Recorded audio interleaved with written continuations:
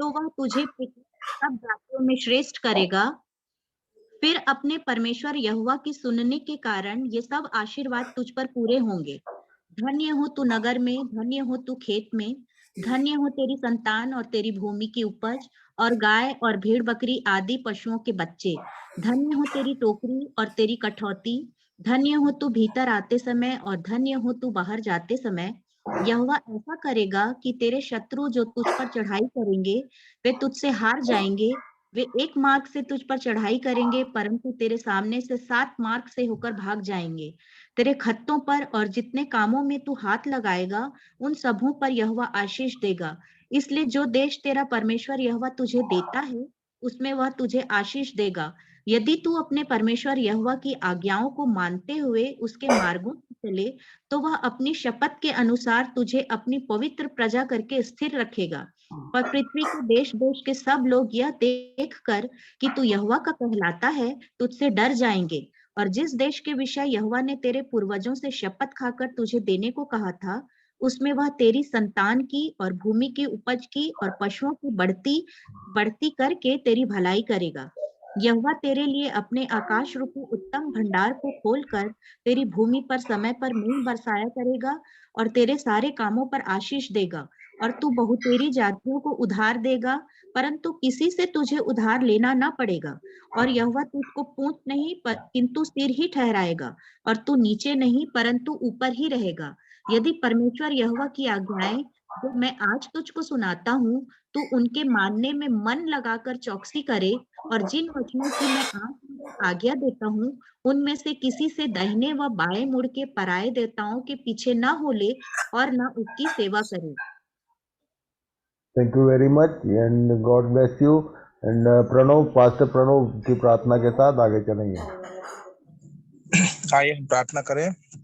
प्रेमी स्वर्गीय परमेश्वर पिता, हम यीशु मसीह के नाम में, यीशु मसीह के पाक लहू में धुल के आपके अनुग्रह और दया के सिंहासन के सामने आते हैं। यीशु के लहू को स्वर्गदूतों के छावनी अग्निमय शहर पना अपने चारों ओर आपके वचन के अनुसार खड़ी करते। प्रभु आपको धन्यवाद देते पिता परमेश्वर, क्योंकि आप हमें जय के उत्सव में लिए फिरते हैं और अपने ज्ञान का सुगंध हमारे द्वारा हर कहीं पे फैलाते हैं। पिता परमेश्वर, इस वक्त हम दुआ करते हैं प्रभु, जिस अध्ययन में हम आगे बढ़ रहे हैं प्रभु जी, पिता परमेश्वर अपने दास को दुगने सामर्थ्य से मसा कर पिता परमेश्वर, अपने ज्ञान और बुद्धि से, अपने प्रकाशन से भर पिता परमेश्वर, ताकि आपका वचन हमारे पांव के लिए दीपक और हमारे मार्ग के लिए उजियाला ठहरे। जिस तरह से आपका वचन है ठीक ठीक उसी तरह से हम समझने पाए प्रभु। बाकी के समय को हम आपके हाथों में देते हैं पिता। सारा आदर महिमा जलाल आपको देते हुए मांगते हैं आपके प्रिय और इकलौते बेटे यीशु मसीह के नाम में, आमीन। आमीन आमीन। So God bless you Pranav and you and your ministry and your family. तो एक बार फिर से मैं जितने पार्टिसिपेंट्स आए हैं सबका स्वागत करता हूं। जो आ रहे हैं उनके लिए प्रार्थना करते हैं कि वो भी जल्द से जल्द जुड़ सकें। तो मैंने पिछले दिनों में एक होमवर्क दिया था, पता नहीं कितने लोगों ने ध्यान किया। कुछ लोगों के आंसर मेरे पास आए। पढ़िए एक्सोडस निर्गमन 3 अध्याय, उसके 2, 3, 4, 5 यहाँ स्क्रीन पर है, पढ़िए। निर्गमन 3, 2 से 5 तक। परमेश्वर के दूत ने एक कटीली झाड़ी के बीच आग की लौ में उसको दर्शन दिया, और उसने दृष्टि उठाकर देखा कि झाड़ी जल रही है पर भस्म नहीं होती। तब मूसा ने सोचा कि मैं उधर फिर के इस बड़े अचंभे को देखूंगा कि वह झाड़ी क्यों नहीं जल जाती। जब यहोवा ने देखा कि मूसा देखने को मुड़ा चला आता है, तब परमेश्वर ने झाड़ी के बीच से उसको पुकारा कि हे मूसा, हे मूसा। मूसा ने कहा, क्या आ गया? उसने कहा, इधर पास मत आ और अपने पांवों से जूतियों को उतार दे, क्योंकि जिस स्थान पर तू खड़ा है वह पवित्र भूमि है। तो परमेश्वर इस वचन के द्वारा हमारा मार्गदर्शन करे। 2 बार ये वचन आया है। ये पिछले अध्ययन में हमने देखा था कि जब सेनाओं का प्रधान आकर खड़ा हुआ तो उसने बोला था कि अपने पांव से जूती उतार दे, क्योंकि जिस स्थान पर तू खड़ा है वो पवित्र भूमि है। और उसके पहले मूसा से परमेश्वर ने यहाँ कहा था। तो 2 बातें हैं यहाँ पर। ये पाँव से जूती को उतारने का कॉन्सेप्ट क्या है, मैंने ये होमवर्क दिया था और कुछ लोगों ने होमवर्क किया और एक से एक आंसर आए हैं, पर मैं जो मुझे प्रभु ने बताया वो मैं आज शेयर करूँगा। सो ये पाँव से जूती उतारने का कॉन्सेप्ट क्या है। कैसे परमेश्वर का वचन क्या क्या बोलना चाहता है इसके पीछे। पर इसके पहले ये जो इवेंट है एक बार फिर से पढ़ो, एक पद 2 पद से, ये स्क्रीन पे जो है उसको एक बार फिर से पढ़ लो। जी। परमेश्वर के दूत ने एक कटीली झाड़ी के बीच आग की लौ में उसको दर्शन दिया और उसने दृष्टि उठाकर देखा कि झाड़ी जल रही है पर भस्म नहीं होती। तब मूसा ने सोचा कि मैं उधर फिर के इस बड़े अचंभे को देखूंगा ये कि वह ये जो अचंबा है ये मैक्सिमम बहुत सारे लोग फेस करते हैं पर इसका अर्थ नहीं समझते हैं। आज मैं इसका अर्थ बताना चाहता हूँ जो प्रभु ने मुझे सिखाया कि झाड़ी बोलने से कटीली झाड़ जो होती है हमारे जीवन में बहुत सारे पिंच करने वाली स्थितियां रहती हैं, और जो परमेश्वर के लोग होते हैं कि परमेश्वर की उपस्थिति आने के बाद तो ये सब हट जाना चाहिए, समाप्त हो जाना चाहिए। पर यहाँ लिखा है कि उसी बात को देखने के लिए, ध्यान से देखने के लिए मूसा वापस मुड़ा आ रहा था, और तब परमेश्वर ने उसी झाड़ी की उसी समस्या के बीच में से उसको पुकारा। तो समस्याओं को हमेशा अपने लिए कठिन मत बनाइए, उसी के बीच से आपको परमेश्वर की आवाज़ सुनाई दे सकती है। यहाँ पर हमने देखा, यहाँ लिखा है झाड़ी जल रही है पर भस्म नहीं होती, आग तो लगी है उस पर समाप्त नहीं हो रहा हो। कई बार हमारे जीवन में ऐसी बहुत सारी पिंच करने वाली बातें होती हैं जो चुभते रहती हैं, पर परमेश्वर की उपस्थिति में रहने के बाद भी वो भस्म नहीं होती। यदि आप ध्यान करोगे उस पर, लिखा है जब यहोवा ने देखा कि मूसा देखने को मुड़ा चला आता है, तब परमेश्वर ने झाड़ी के बीच से उसको पुकारा कि हे मूसा, उस झाड़ी पिंच करने वाली बातों के बीच से परमेश्वर की आवाज सुनाई देगी यदि आप उस पर ध्यान लगाएंगे। क्या लिखा? हे मूसा, हे मूसा। मूसा ने कहा क्या आ गया? उसने कहा इधर पास मत आ और अपने पांवों से जूतियों को उतार दे, क्योंकि जिस स्थान पर तू खड़ा है वह पवित्र भूमि है। तो ये पांव से जूतियों को उतार दे यहाँ भी बोला, और वो जब स्वर्ग के सेना के प्रधान ने भी ये बात कही थी, मैंने बोला था कि इसको ध्यान करना। बहुत सारे लोगों ने कहा कि इसका मतलब ये है कि अब तुमको कहीं नहीं जाना है, बस परमेश्वर तुम में होके जाएगा। और किसी ने बोला ये समर्पण की बात है। बहुत सारी बातें लोगों ने आंसर किया है, मैं उन पर चर्चा नहीं करूंगा, पर जो प्रभु ने मुझे बताया वो आपके साथ शेयर करूंगा। तो इसके आगे इसको समझने के लिए कुछ चीज़ों को हम ध्यान करेंगे। यिर्मयाह 2 उसके 25 पद में क्या लिखा? यिर्मयाह 2:25 अपने पांव नंगे और गला सुखाए न रह। पुराने नियम में अपनी प्रजा को उसने कहा था पांव नंगे और गला सुखाए न रह, और परंतु तूने कहा नहीं, ऐसा नहीं हो सकता, क्योंकि मेरा प्रेम दूसरों से लग गया है और मैं उनके पीछे चलती रहूंगी। ये इजरायलियों से परमेश्वर ने कहा था कि अपने पांव नंगे और गला सुखाए न रह। फिर ये पांव से जूती उतारने को क्यों कहता है? यहाँ बोल रहा था पांव नंगे मत रख। नए नियम में इफिसियों की पत्री 6 अध्याय के 15, 16, 17 में क्या लिखा? इफिसियों 6:15 से 17 तक पांवों में मेल के सुसमाचार की तैयारी के जूते पहनकर, यहाँ बोलता है जूते पहनकर, और उन सब के साथ विश्वास की ढाल लेकर स्थिर रहो, जिससे तुम उस दुष्ट के सब जलते हुए तीरों को बुझा सको, और उद्धार का टोप और आत्मा की तलवार जो परमेश्वर का वचन है ले लो। तो केवल तलवार लेके चलते हैं लोग? यहाँ पर लिखा है कि उसके साथ और भी कुछ चीजें चाहिए। सबसे पहली बात सुसमाचार की तैयारी के जूते। यहाँ लिखा कि जूता पहनकर, मतलब जूते का मतलब होता है कहीं जाने को तैयार। पर ये मूसा से क्यों बोला उसने कि अपने पांव से जूते उतार दे? पढ़िए निर्गमन 14 का 13 पद में क्या लिखा? निर्गमन 14:13 डरो मत, खड़े खड़े वह उद्धार का काम देखो जो यहोवा आज तुम्हारे लिए करेगा। यहाँ पर मैं इसको इंग्लिश में देखना चाहता था कि क्या लिखता है, क्या बोलना चाहता है। तो यहाँ पर एक लाइन लिखा है, अमन पढ़ो। अमन हो?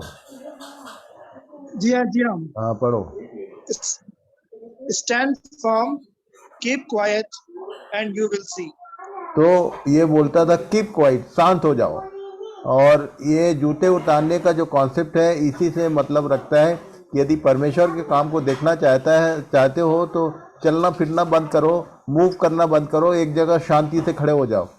जब ये लोग समस्या में थे, पीछे फिरौन की सेना और सामने लाल समुद्र, वहाँ पर मूसा के से परमेश्वर ने कहा था अपने लोगों से एक बोल, और तब उसने ये बोला था कीप क्वाइट। एक ट्रांसलेशन ये बोलता है, स्टैंड फर्म ये बोलता है। इसका मतलब ये है कि खड़े हो जाओ चुपचाप।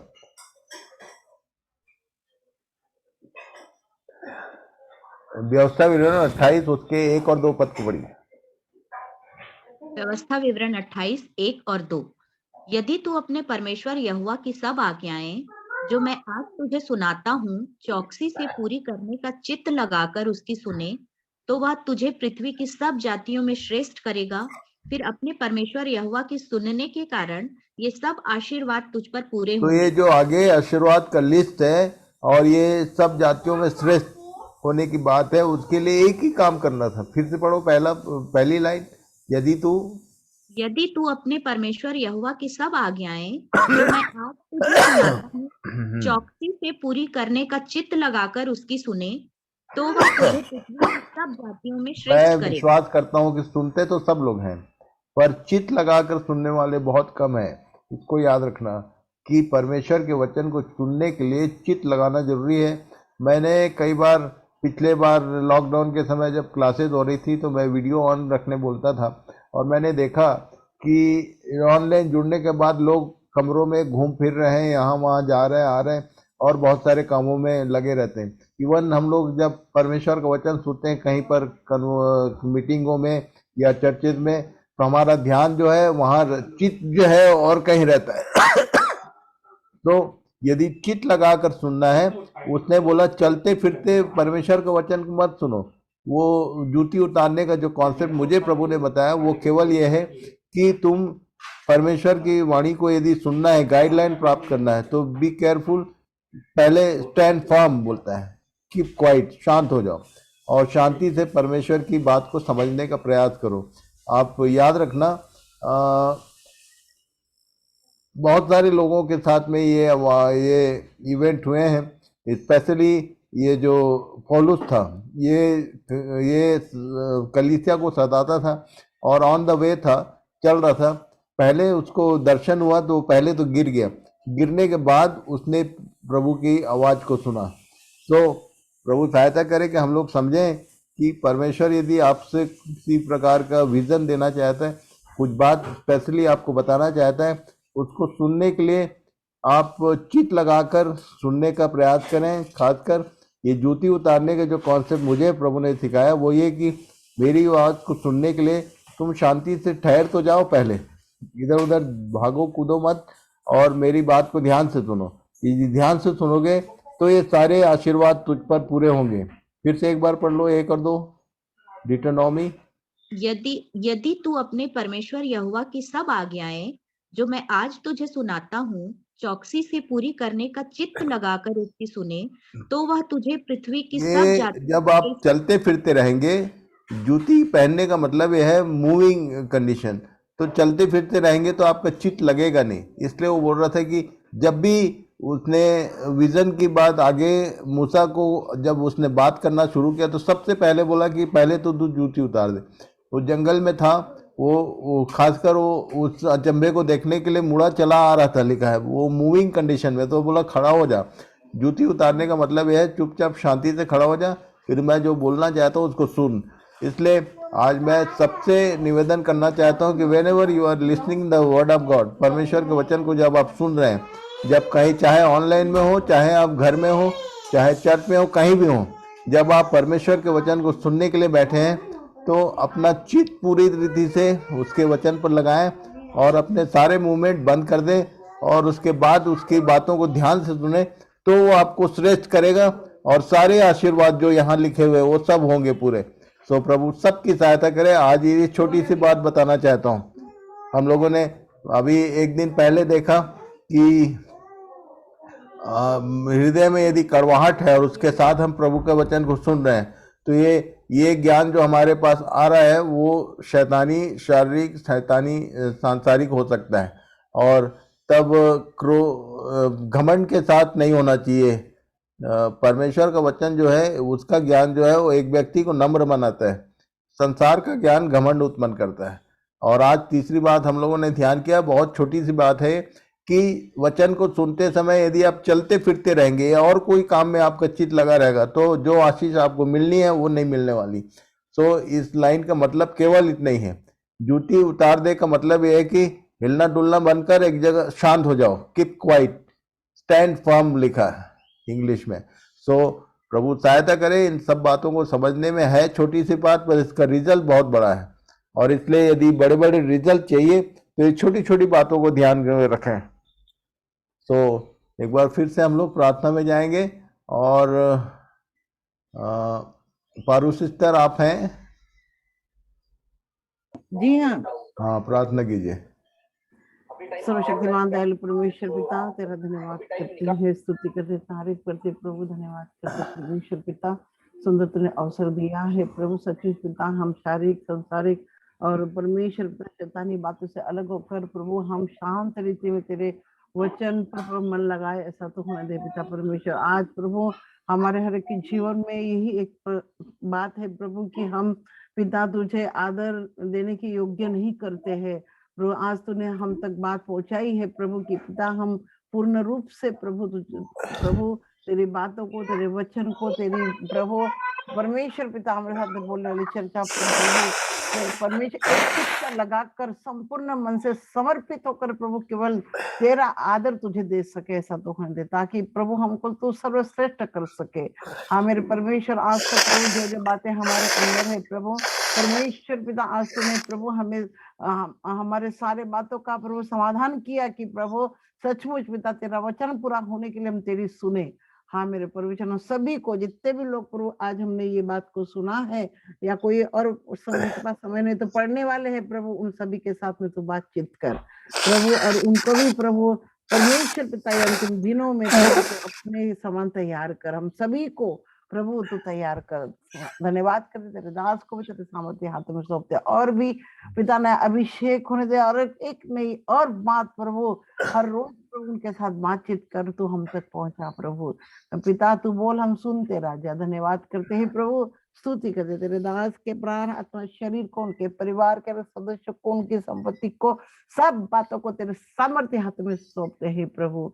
धन्यवाद करते परमेश्वर पिता, जब वो तेरी आत्मिक सेवा प्रभु परमेश्वर पूरी करे प्रभु, तो उनकी शारीरिक सारी आवश्यकताओं को तो पूरा कर। प्रभु सारी आदर और महिमा तुझे देते, यीशु प्रभु के नाम से मांगते प्रभु, सुने से ग्रहण कर, पूरा कर। आमीन आमीन आमीन। Thank you and God bless you sister.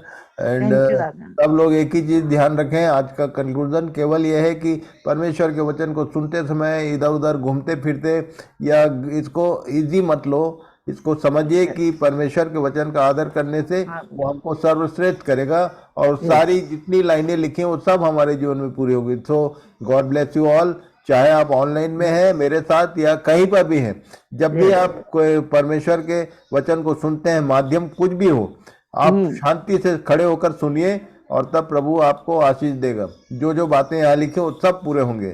सो प्रभु इन सब बातों में आपकी सहायता करे, इसको समझने में मदद करे, और एक ये छोटी छोटी बातें हैं इनको शेयर कीजिए जरूर सबके अपने आसपास। Thank you very much again and God bless you all. तो कल और परसों 2 दिन हम लोग का ऑफ रहता है, फिर हम लोग मंडे को मिलेंगे। सो गॉड ब्लेस यू ऑल। इन सब बातों को पर आप ध्यान लगाएं, और संडे को जब भी वचन सुनने की बारी है तो जरूर, चाहे वचन सुनाने वाला कोई भी क्यों ना हो, आप बहुत ध्यान से बिना हिले डुले कंसंट्रेट करिए, चित्त लगाकर सुनने से आपको आशीष मिलेगी। सो प्रभु सबका मार्गदर्शन करे, सबकी सहायता करे। धन्यवाद। हाँ दादा, शालोम दादा। शालोम शालोम। Thank you. चलो, good night. Good night. Good night.